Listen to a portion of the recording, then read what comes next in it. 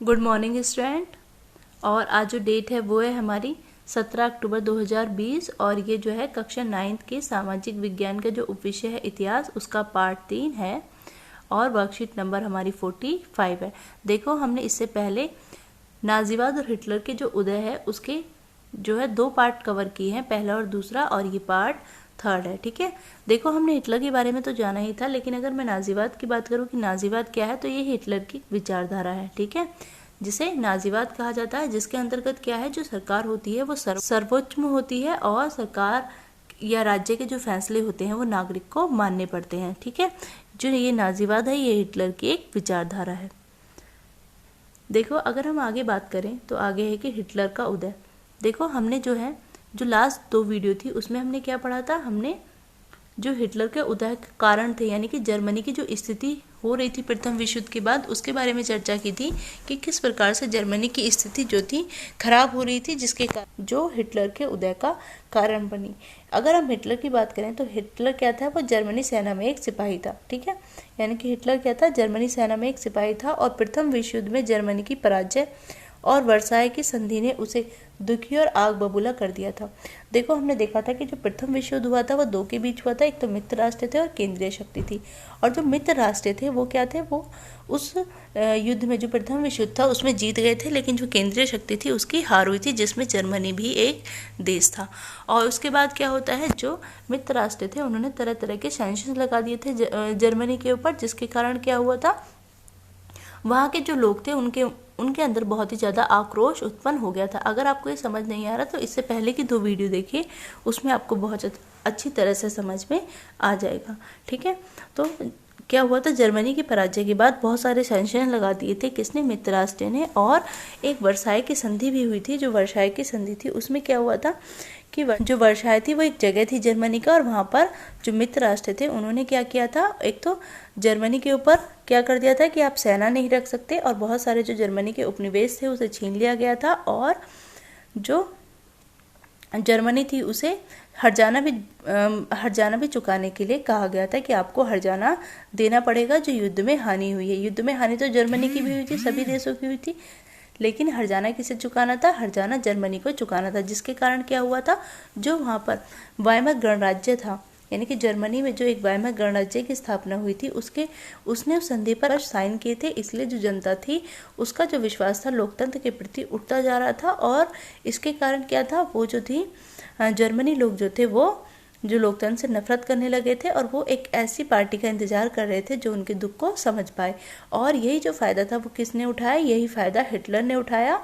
और हिटलर जो था जैसे पूरी जर्मनी जो थी वो आग बबूला और दुखी थी, वर्साई की संधि से थी, उसने आग बबूला कर दिया था हिटलर को। ठीक है, ये थोड़ा सा बैकग्राउंड था और इससे आगे हम पढ़ते हैं। और ये जो सभी कारण थे वो किसकी उत्पत्ति का कारण बन रहे थे, हिटलर की उत्पत्ति का कारण बन रहे थे। और इसी के बाद जर्मनी को बहुत बड़ा हर्जाना भुगतना पड़ेगा। जर्मनी का हिटलर का उदय होगा और हिटलर के बाद जो है वो जर्मनी में एक आतंक का काल उत्पन्न हो जाएगा। ठीक है, और क्या होगा फिर, जो जर्मनी है इसे बहुत बड़ा हर्जाना भुगतना पड़ेगा। ठीक है, अगर हम आगे देखें तो आगे है कि 1919 में उसने जर्मन वर्कर्स पार्टी की सदस्यता ली, यानी कि जो हिटलर था उसने क्या किया, जो 1919 में जर्मन वर्कर्स पार्टी की सदस्यता ले ली। जो जर्मन वर्कर पार्टी थी ना उसमें वो सदस्य बन गया। इसके बाद क्या हुआ, इसके बाद उसने उस पार्टी का नाम जो था नेशनल सोशलिस्ट पार्टी का नया नाम दिया, यानी कि जिसे बाद में क्या कहा गया, नेशनल सोशलिस्ट पार्टी कहा गया। इसी को नात्सी पार्टी के नाम से भी जाना गया। ठीक है, इसी को किसी नाम से जाना गया, नात्सी पार्टी के नाम से जाना गया। अब देखो जो अर्थव्यवस्था थी जर्मनी की वो बदहाल हो गई थी, राजनीतिक खालीपन था, यानी कि जो राजनीतिक की स्थिति थी वो भी अच्छी नहीं थी। ऐसी सरकार नहीं थी जो सही से निर्णय लेकर जर्मनी को जो है सही रास्ते पर ला सके और जर्मनी की जो स्थिति है उसमें सुधार कर सके। समाज में गहराते जा रहे संकट ने हिटलर को सत्ता में पहुंचने का रास्ता साफ कर दिया, यानी कि जो समाज में जो था वो संकट छाया हुआ था, ये यानी कि चारों तरफ जो था वो अशांति का माहौल था। तो इसने क्या किया, हिटलर का जो उदय था उसका रास्ता साफ कर दिया। क्या हुआ कि महामंदी के दौरान नासीवाद ने एक जन आंदोलन का रूप ले लिया। मैंने आपको बताया था कि महामंदी आ गई थी, वहां पर मुद्रास्फीति आ गई थी, जिसके कारण क्या हुआ था इसका जो कारण इसके कारण क्या था, जो था उनकी जो मुद्रा थी मार्क, उसकी वैल्यू बहुत ज़्यादा गिर गई थी डॉलर के मुकाबले। और क्या हुआ था, जो अमेरिका जो उन्हें आर्थिक सहायता दे रहा था 1929 आते आते अमेरिका में क्या हुआ, अमेरिका में खुद जो था स्टॉक मार्केट जो था वो ध्वस्त हो गया था, जिसके कारण जो था अमेरिका जो जर्मनी को सहायता दे रहा था वो भी जर्मनी को बंद कर दी, जिससे क्या हुआ, वो हर्जाना चुकाने में और अपने कर्ज को उतारने में असफल रहे और जो जर्मनी की स्थिति थी वो और भी ज़्यादा खराब हो गई। अब क्या हुआ, जैसे ही 1929 में अमेरिका ने खर्च देना बंद किया, यानी कि जर्मनी को पैसा देना बंद किया, तो क्या हुआ, 1929 के बाद जो बैंक थे वहाँ के दिवालिया हो चुके थे, काम धंधे लोगों के बंद हो गए थे, मजदूर बेरोजगार हो गए थे और मध्य वर्ग को लाचारी और भुखमरी का डर सता रहा था। यानी कि जो मध्य वर्ग था उसे क्या था, उसे लाचारी और भुखमरी का डर सता रहा था, यानी उन्हें पता नहीं था कि अगले टाइम भोजन मिलेगा या नहीं मिलेगा। इसी का जो फायदा था वो हिटलर ने उठाया और जो नाज़ी प्रचार में लोगों को एक बेहतर भविष्य की उम्मीद दिखाई। यानी कि नाज़ी पार्टी जो थी, जो नाज़ी का जो था वो हिटलर जो था वो प्रचार प्रसार करने लगा और लोगों को एक बेहतर भविष्य की उम्मीद दिखाई कि अगर हम लोग पार्टी में आते हैं तो क्या होता है, हम लोग बहुत अच्छी तरह से जो थी जर्मनी की स्थिति में सुधार ला सकते हैं। ठीक है, अब क्या हुआ, 1929 था, उसमें नाज़ी पार्टियों को जो जर्मन संसद थी राइक्सटैग के लिए हुए चुनाव में महज 2.6% वोट मिले थे। यानी कि केवल कितने वोट मिले थे 1929 में, केवल 2.6% वोट मिले थे, जबकि 1932 आते आते जो ये वोटों की संख्या थी नाज़ी पार्टी की, वो 37% वोटों के साथ सबसे बड़ी पार्टी बन चुकी थी। कौन सी पार्टी, नाज़ी पार्टी। ठीक है, यानी कि नेशनल सोशलिस्ट पार्टी, इसका पूरा नाम क्या था, नेशनल सोशलिस्ट पार्टी। ठीक है, अब क्या हुआ, जो ये नाज़ी था, यानी कि नाज़ी का जो प्रचार की कला, यानी कि जो ये लोग थे वो किस तरह से प्रचार करते थे, अगर हम देखें तो जो नाज़ी था, नाज़ी हिटलर जबरदस्त वक्ता था। यानी कि जो हिटलर था एक बहुत ही जबरदस्त वक्ता था, यानी कि जो जब ये बोलना स्टार्ट कर देता था अच्छे अच्छे लोग क्या थे, खड़े होकर सुनना स्टार्ट कर देते। एक राजनेता में जो सबसे बड़ा गुण होता है वो क्या होता है, वो उसकी अभिव्यक्ति होता है। यानी कि वो किस तरह से लोगों को अपने बातों से आकर्षित कर सकता है और अपने बातों को सुनने के लिए मजबूर कर सकता है। यानी कि जो हिटलर था वो क्या था, जबरदस्त वक्ता था। अपने जोशीले भाषण में एक शक्तिशाली राष्ट्र की स्थापना, यानी कि जब वो बोलता था तो इस तरह से लगता था कि जो देश है वो बहुत ज़्यादा शक्तिशाली रूप से उभरेगा और एक शक्तिशाली देश की स्थापना हो जाएगी अगर हिटलर सत्ता में आ जाता है तो। ठीक है, और जो वर्साई की संधि थी उसमें हुई नाइंसाफ़ी, जो वर्साई की संधि थी उसमें हुई नाइंसाफ़ी के प्रतिशोध और जर्मन साम्राज्य को खोई प्रतिष्ठा वापस दिलाने, बेरोजगारी को रोजगार और नौजवानों को एक सुरक्षित भविष्य का आश्वासन देता था।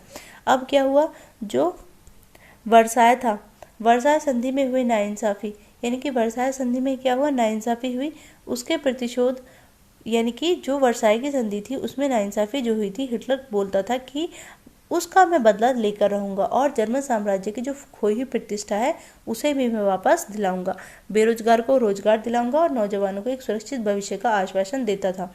यानी कि वो अपने भाषणों में क्या कहता था कि एक शक्तिशाली राष्ट्र की स्थापना करूंगा, वर्साई की जो संधि में नाइंसाफ़ी हुई है उसका बदला अवश्य लेंगे, अगर मेरी पार्टी सत्ता में आती है तो जर्मन साम्राज्य की खोई हुई प्रतिष्ठा वापस दिलाने में मैं पूरा सहयोग करूंगा और बेरोजगारों को रोजगार दिलाऊंगा और नौजवानों को एक सुरक्षित भविष्य का आश्वासन देता था। ठीक है, इसी कारण क्या था, जो वहाँ की जनता थी वो हिटलर के प्रति जो थी आकर्षित हो रही थी। तो हिटलर ने राजनीति की नई शैली रची, यानी कि हिटलर ने क्या किया, एक इस तरह से शैली रची ताकि जो लोग थे वो आकर्षित हो पाए। वह लोगों को इकट्ठा करने के लिए आडंबर और प्रदर्शन की अहमियत समझता था, यानी कि उसे पता था कि किस तरह से लोगों को इकट्ठा करना है और उन्हें अपनी बात को सुनाना और समझाना है। ठीक है, लोगों में समर्थन दर्शाने और परस्पर, यानी कि लोगों में समर्थन दर्शाने, यानी कि मैं तो आपको समर्थन देता हूं, और परस्पर एकता का भाव पैदा करने के लिए नाज़ियों ने बड़ी बड़ी रैलियों और जनसभाओं का आयोजन किया।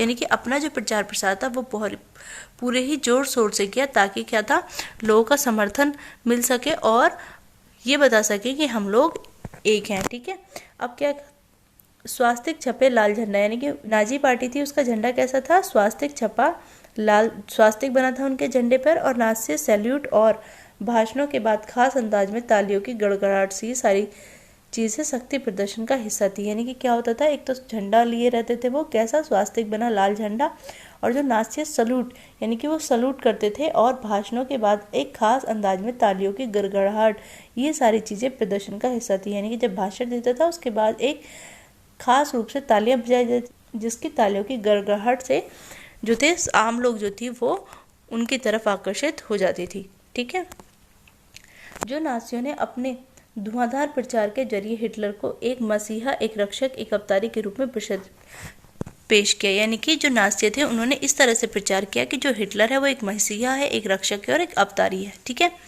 यह छवि उस समाज को अच्छी लगती थी। यानी कि जो हिटलर की छवि थी वो समाज को अच्छी लगती थी और समाज सोचता था कि अगर हिटलर सत्ता में आ जाता है तो हमारा सुधार अवश्य ही हो पाएगा, जिसकी प्रतिष्ठा, गर्व का एहसास चकनाचूर हो गया। लेकिन क्या हुआ, जब हिटलर सत्ता में आया तो जो उनकी प्रतिष्ठा थी और गर्व का जो एहसास था वो चकनाचूर हो गया और जो एक भीषण आर्थिक एवं राजनीतिक संकट से गुजर रहा था। यानी कि जो हिटलर था सत्ता में आने के बाद ऐसा कुछ नहीं हुआ जैसा वो चाहता था, बल्कि जो देश था वो भीषण आर्थिक और राजनीतिक संकट से गुजर रहा था और उनके लोगों की प्रतिष्ठा, गर्व का एहसास जो था वो भी चकनाचूर हो गया था। अब देखो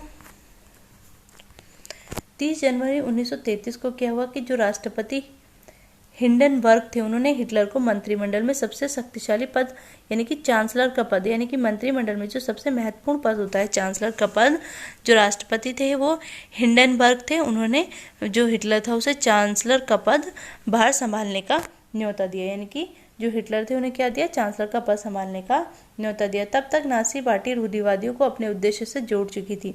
यानी कि क्या हुआ, तब तक जो नासी पार्टी थी वो रूढ़िवादियों को अपने उद्देश्य से जोड़ चुकी थी। सत्ता हासिल करने के बाद हिटलर ने लोकतांत्रिक शासन की संरचना और संस्थाओं को भंग करना शुरू कर दिया।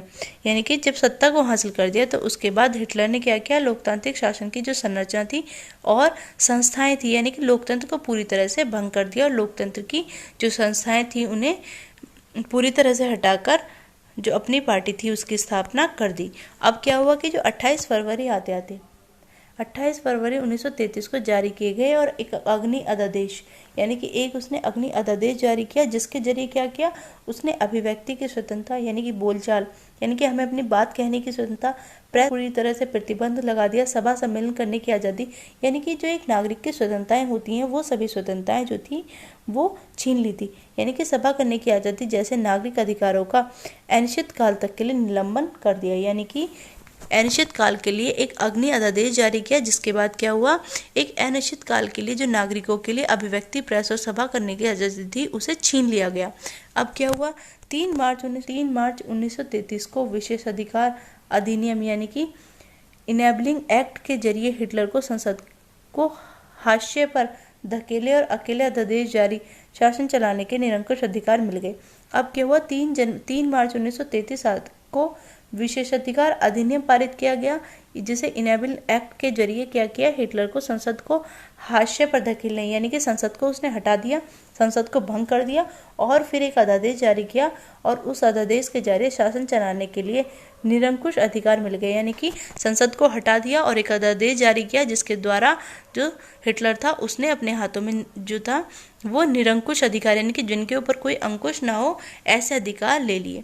अब क्या हुआ, जो नासी पार्टी थी यानी कि जो हिटलर की पार्टी थी नासी पार्टी और उससे जुड़े संगठनों के अलावा नासी पार्टी थी और जो उससे जुड़े हुए संगठन थे उनके अलावा जितनी भी राजनीतिक पार्टियां, ट्रेड यूनियन पर पाबंदी लगा दी। यानी कि जो और राजनीतिक पार्टियां थी और ट्रेड यूनियन थे उनके ऊपर पूरी तरह से पाबंदी लगा दी। यानी कि जनता ने चुना था हिटलर को किसके लिए, अपने देश के रक्षक के लिए, और जो रक्षक था वो क्या बन गया, वो भक्षक का रूप धारण कर लिया।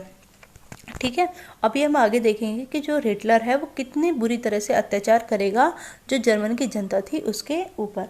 ठीक है, और क्या था, अर्थव्यवस्था, मीडिया, सेना और न्यायपालिका पर राज्य का पूरा नियंत्रण स्थापित कर लिया। अब क्या था, अर्थव्यवस्था के ऊपर राज्य का पूरा नियंत्रण, मीडिया के ऊपर, सेना के ऊपर और न्यायपालिका के ऊपर पूरा नियंत्रण स्थापित कर लिया। यानी कि जब अर्थव्यवस्था, मीडिया और सेना के ऊपर पूरा नियंत्रण स्थापित कर लिया तो क्या पूरी तो देश की बागडोर थी वो किसके हाथों में आ गई, वो किसके हाथों में आ गई, वो हिटलर के हाथों में आ गई। यानी कि जो हिटलर था जैसा चाहे वो देश को चला सकता था, उसके ऊपर पाबंदी लगाने वाला या अंकुश लगाने वाला कोई भी नहीं बचा था। ठीक है, अब देखो इसके प्रश्न उत्तर देखते हैं। प्रश्न है क्या कि हिटलर के उदय के कौन कौन से कारण थे। देखो मैंने आपको बताया ही था हिटलर उदय के जो थे कारण प्रथम विश्व युद्ध के बाद से ही स्टार्ट हो गए थे। जब प्रथम विश्व युद्ध में था जर्मनी हार गया था और हार के बाद क्या था, जो मित्र राष्ट्र थे जर्मनी के ऊपर तरह तरह के सैंक्शंस लगा दिए थे और जर्मनी की जो आर्थिक और राजनीतिक स्थिति थी वो धीरे धीरे बहुत ज़्यादा खराब होने लगी थी।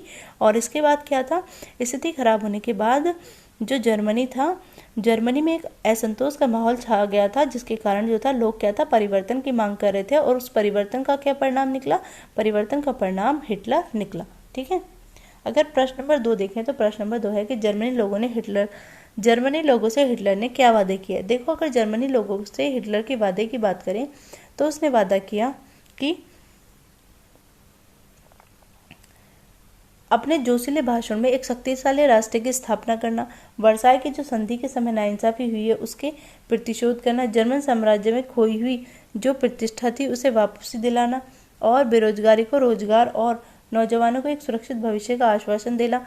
हिटलर ने राजनीति की नई शैली रची थी। ठीक है, वह लोगों को इकट्ठा करने के लिए आडंबर और प्रदर्शन की अहमियत को समझता था। ठीक है, लोगों में समर्थन दर्शाने और परस्पर एकता का भाव पैदा करने के लिए नासियों ने बड़ी बड़ी रैलियां और जनसभाओं का आयोजन किया। ठीक है, अगर हम प्रश्न नंबर 3 देखें तो प्रश्न नंबर 3 है कि पूरे भारत में नियंत्रण स्थापित करने के लिए हिटलर ने कौन कौन से कदम उठाए। देखो, अगर हम हिटलर के कदम की बात करें तो सबसे पहले उसने क्या किया, एक तो अग्नि अध्यादेश जारी किया, जिसके अंतर्गत क्या किया, अभिव्यक्ति, प्रेस और सभा की आज़ादी जैसे जो नागरिक अधिकार थे उन्हें अनिश्चित काल के लिए निलंबित कर दिया। फिर क्या किया, उसने विशेषाधिकार अधिनियम इनेबल एक्ट के जरिए हिटलर को संसद को हाशिए पर धकेले, यानी कि संसद को हटा दिया और अध्यादेश के जरिए क्या किया, शासन चलाने के लिए निरंकुश अधिकार मिल गए। और नाजी पार्टी और उससे जुड़े संगठनों के अलावा सभी राजनीतिक पार्टियों और ट्रेड यूनियन पर पाबंदी लगा दी। अर्थव्यवस्था, मीडिया, सेना और न्यायपालिका पर राज्य का पूरा नियंत्रण स्थापित हो गया। ठीक है,